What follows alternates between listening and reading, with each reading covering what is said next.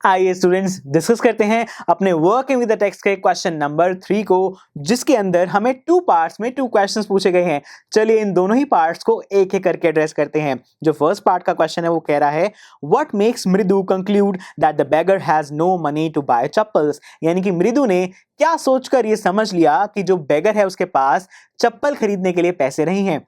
Well students, जो बेगर के feet थे उनमें हो रखे थे ब्लिस्टर्स, यानी कि वहां पर छाले पड़ चुके थे। अब देखिए ना, अगर उस बेगर के पास चप्पल खरीदने के लिए पैसे होते तो वो बेगर क्या करता, तो वो अपने लिए चप्पल खरीद लेता। किसी को शौक थोड़ी है अपने पैरों में ब्लिस्टर्स करवा लेने का और खुद इतनी दिक्कत सह लेने का, राइट। और इसी बात को देखकर मृदु को यह समझ में आ गया कि उस बेगर के पास इतने पैसे नहीं हैं कि वो अपने लिए चप्पल खरीद सके, राइट। इसके बाद जो सेकंड पार्ट का क्वेश्चन है वो कह रहा है what does she suggest to show her concern, यानी कि मृदु को उस बेगर के लिए कंसर्न है, चिंता है, ये शो करने के लिए मृदु ने क्या किया।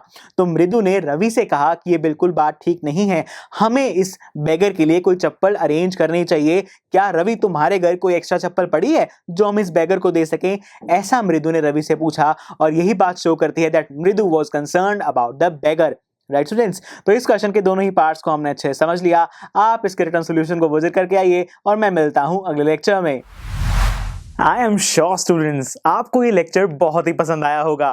तो अगर आप अपने हर कंसेप्ट को इतने ही मजेदार और इंटरेस्टिंग तरीके से क्लियर करना चाहते हैं तो डाउनलोड कीजिए हमारी PuStack ऐप, जहां पर आपके लिए और भी बहुत सारे ऑप्शंस अवेलेबल हैं, जैसे कि sample papers, back exercise solutions, written answers and much more. So what are you waiting for? Download the app now.